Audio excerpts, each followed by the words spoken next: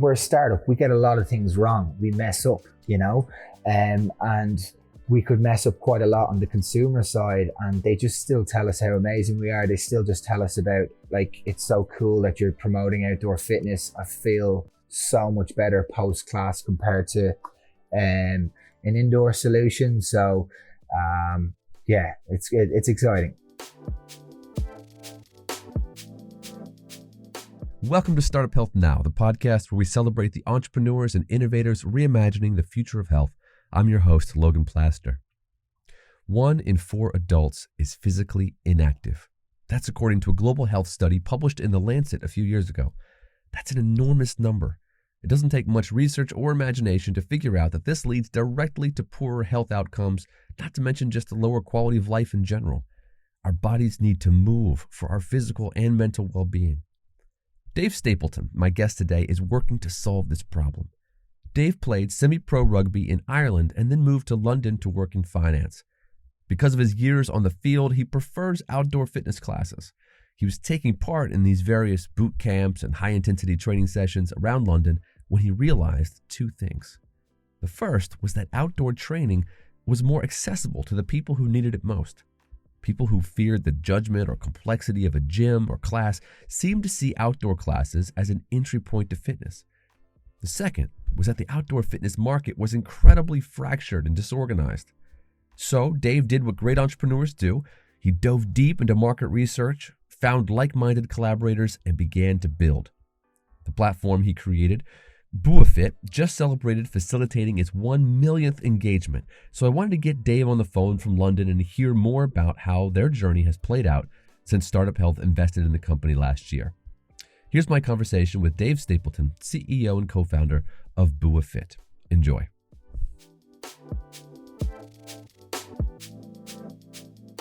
Dave, awesome to be with you, and look forward to hearing what you're working on and where you're going next. Awesome, Logan. Thanks for having me. So I loved learning about BUA last year, really interested in what you're building in the fitness space, but I want to start by kind of playing the devil's advocate. Why does the world need another fitness app, another fitness health tech startup? Yeah, good question. I suppose it starts from, we're at the start of a fitness revolution in a way. I think there's a lot of consumers that are completely inactive. They haven't found the right solutions for themselves. And I think the big spin-off on our services that we're innovating, connecting fitness professionals and consumers to the outdoor market, which is known to be the healthiest segment in the industry to exercise in. So amongst other things, but that's kind of like our big differentiation piece amongst a few other things. You mentioned this idea of a fitness revolution, and yet the sense I get is that there is this big gap between the people who are taking advantage of it and the millions, tens of millions, maybe hundreds of millions of people who are intimidated by exercise and fitness. So talk to me about just that spectrum. Yeah, and I mean, if you go back to the DNA of how the fitness industry started, it was your typical gym, then studios, or you're exercising outdoors, going for a run, and that didn't satisfy the needs for a number of different consumers. Very intimidating environments, loads of mirrors, weights, and particularly for females, a lot of men, and that is intimidating. Whereas outdoor fitness is a solution for that.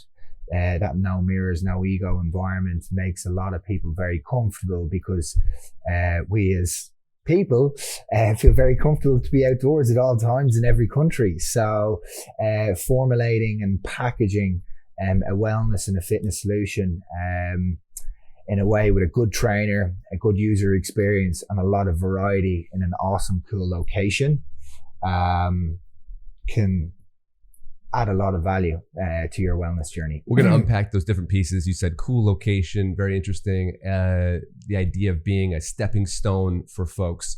How did you get into this? Were you a gym rat yourself? Were you an outdoor fitness junkie? What was your journey? I was both, actually. I was playing sports outdoors from the age of like 5, 6. I was playing rugby from that age. I played football, Gaelic football, hurling. I used to canoe.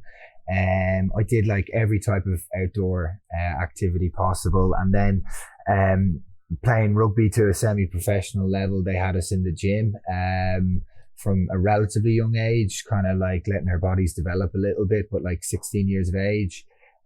So I've always had the hook, not just for the physical benefits, but the mental benefits. I think how the idea was born was pretty much, I was in a gym, working in finance. I was pretty unhappy, in my career, and, I kind of got bored of the gym, and I was looking for classes outdoors and I couldn't find any. So I knew it was a kind of a consumer need.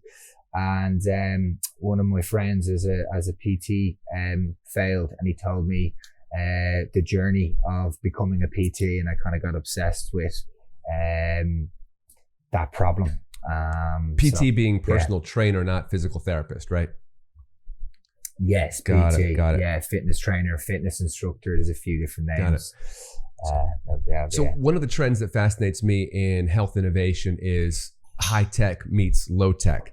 And I love the idea that you're starting this healthcare startup, BUA Fit, around the idea of meeting in a park and doing exercises together, like one of the most low tech concepts possible. So talk to me about the product itself, the marketplace, what you've built, and how you're bringing that sort of high tech and low tech together. Yeah. So, I mean, in terms of like the low tech, like the market there was such a lack of technology within the market. It was so fragmented. Like everyone can see outdoor fitness everywhere walking around, but you can't find it to book because they're all made of really small one-man businesses that don't have the investments in order to reach consumers.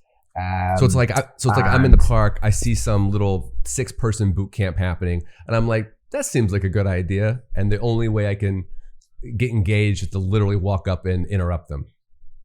Yeah, or if they have a flyer or a flag or whatever, you can't. It's really even if she has or he has a great presence locally, it'd still be very difficult to search for them. And so a lot of them don't even have websites. They run their business through WhatsApp. So the low tech side of what we do is our consumers can find, book, and pay into a variety of outdoor and online classes now in 2 clicks with no contract. So that's kind of like a simple consumer journey that's easy. And then the kind of, I wouldn't consider ourselves as high tech. What we're kind of doing is connecting the market with social marketplace technology, and that was all born from me getting out there in the market, training and following, more so stalking my target market. I used to book into these classes, into these local group trainer classes, and winter, summer, spring, and there was one key difference that I found between outdoor and inside, was that outdoor is just way more playful. Like the consumer behavior of anyone from the age of 25 up to 65 was just like having fun while exercising. And I was just like, well, yeah, let's ingrain that digitally, and then they'll get it physically as well. Dave, I have to tell you, I've been thinking about you a lot recently, because ever since our first conversation, maybe 6-7 months ago, I started my primary exercise is now jumping rope outside awesome. While listening to music, and I do it and I love it, and it's the first exercise I've ever done that really brought me a lot of joy and fun, and it's almost like an excuse to be out in the world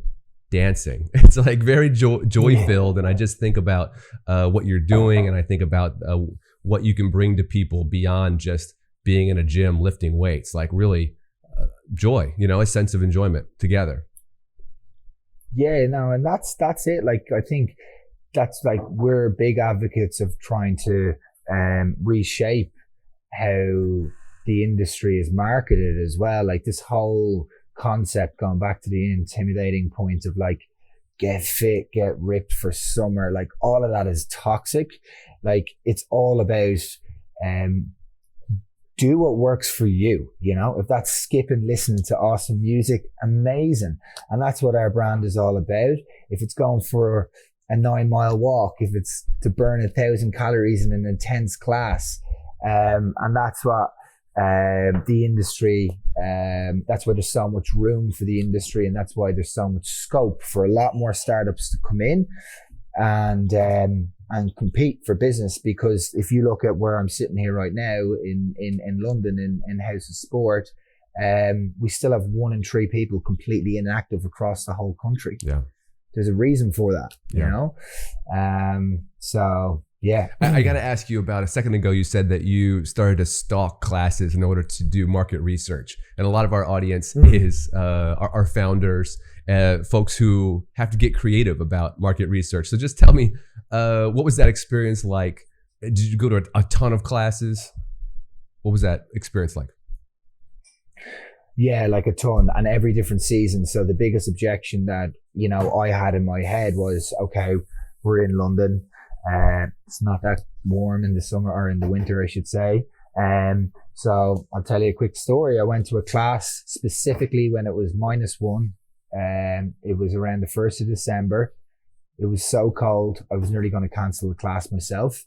And I could not believe my eyes when I showed up. There was 2 classes of 35. There was 70 people that showed up. And it was when the climate was at its worst. And that's when I started to really get excited. I mean, you know, about it. So Dave, like, you know this from, you know, sport. Like sometimes those are the most joyful moments, when it's really rough out, when it's raining and you're going hard. I mean, sometimes that's just the absolute best. yeah, big time. And as well, like, you're there to work out and train. So like, you got a good instructor that does a good, quick, sharp warm up, and you get into your first couple of stations, and then all of a sudden your jacket's coming off. So like, just surface sometimes is the most important thing, you know, but you can just work around that. Yeah, and then the mental side, you end up feeling like $1 million coming out of that. You know, you started the day cold and kind of clenched, and then you're warm and you're taking on the day. It's like, it's a full 180. So yeah, part of the reason why we're having this call is because you reached an exciting milestone. I believe you had your 1 millionth engagement on the platform. And so I want to hear about that. And I want to hear kind of what goes into that number, and then kind of what are some of the strategies that you use to get that kind of engagement? Because a lot of startups would kill for that. Yeah, of course. So like, to strip back how we connect socially, it's supply and demand. Demand is people that choose and are looking to sign up for outdoor and online classes. Supplier is everything from your yoga teacher, boxer instructor to nutritionist. So what we have is an activity feed, and we pitch our suppliers saying, there's a number of users here, and you're only 1 click away from them hitting your profile. So have a content strategy for BUA.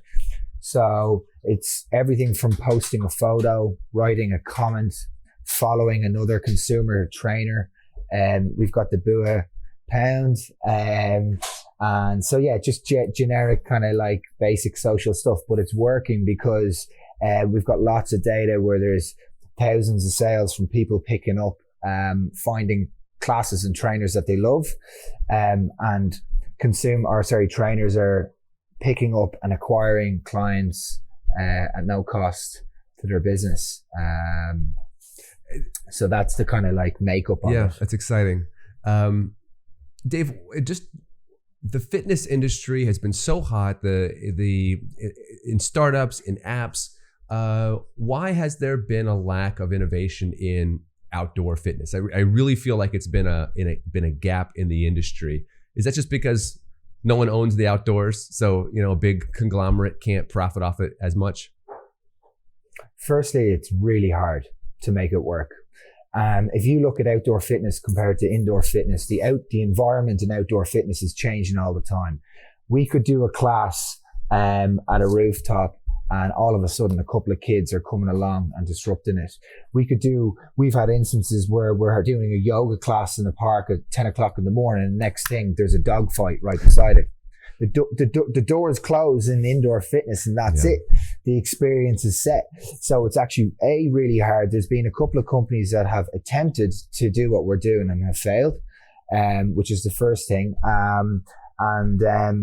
Like really the economics of connecting is very difficult as well, because bringing it back to the environment, Mary and Paddy, when it's light drizzle and not that cold, will want to go, but then there could be 3 or 4 other consumers that won't. So it's actually a messier business to make work, which is an advantage for us because we've got lots of traction that we're really onto something. And yeah, that's the exciting bit. You mentioned earlier the role of securing cool locations for working out. So it's not just about showing up at a little patch of grass. Tell me what you've done there and kind of why you think that's important.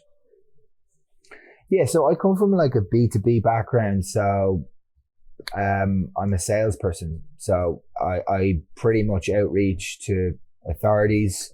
I do deals with councils, and we have a great defensibility piece where some of the classes we do are, like we've got one in particular right now at the moment, a project that's running out till the end of August, where we're training in the Scoop. You got City Hall on your right. Our trainers are on a stage. It's all these awesome steps. And then you're overlooking the city and Tower Bridge. So not only is it an amazing consumer experience, but it's an amazing supplier experience as well. So that would be just kind of typically one example. And then we've got like, you know, we've gotten licensing in some amazing, beautiful green parks like that are just so nice. So, and we've just moved into our first Royal Park, Hyde Park as well, which is super exciting as well. And that's another thing that's hard about outdoor fitness. There's licensing and permits and all of that. So they're fairly difficult to sort out and really slow. So you got to build a pipeline. So you're doing a lot more than connecting people. You're not just a marketplace and then relying on the individual PT to secure those licenses. So how do you get involved in the individual businesses on the marketplace? Yeah, so like we kind of sit between, we're the middleman. So we sit between, you know, the transaction. We made a big change in the platform recently where we actually charge trainers to come on now. And it's very exciting in terms of the data that we're seeing. But we reduce the time, risk and cost for a fitness professional to start and grow a business.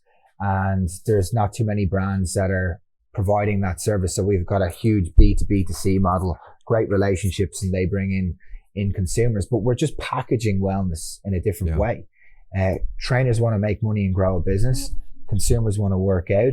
And we're just providing it in a different way, in a different package. Any of those data points you're able to share, or even an anecdote about kind of helping a trainer elevate to the next level like that?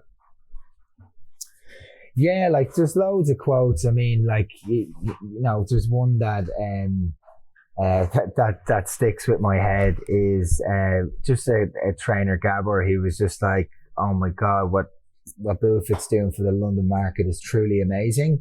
And, you know, we've had instances where we're a startup. We get a lot of things wrong. We mess up, you know, and we could mess up quite a lot on the consumer side, and they just still tell us how amazing we are. They still just tell us about, like, it's so cool that you're promoting outdoor fitness. I feel so much better post-class compared to an indoor solution. So, yeah, it's exciting. That's awesome. So you have a regional approach. You're in London. You have this marketplace of London-based trainers and locations. So what's the expansion plan if you have one? So we're already picking up fitness professionals in different countries right now. We've got ones in Italy, Spain, Trinidad and Tobago. We're definitely looking to eventually move into the US market when the time is right. I mean, the great thing about it is that because we're not in a bricks and mortar business, we're selling a service in Wi-Fi and fresh air. We can move pretty quickly. But we've been very much organic up until now, but we have enough data that we're now kind of operating too lean, and we need to kind of like really get our skates on. So a lot of it has come from word of mouth and providing the best possible service we can to the fitness professional. Yeah. You know, maybe to round this out, maybe we could return to this idea of giving people a foot in the door for fitness, because this is about more than, like you said, it's not about getting ripped for the beach.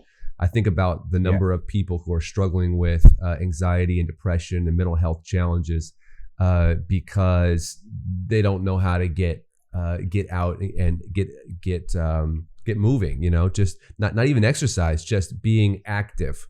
And so, you know, what's your vision for a world where outdoor fitness and education is truly accessible, really around the world?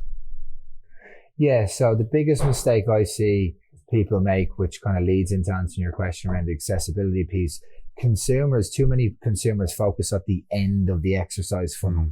And if you focus on the start of the exercise funnel, which is just some simple examples like booking a class and showing up, getting through, just focus on not planning your week, just focus on, okay, I'm going to work out on Monday. Yeah.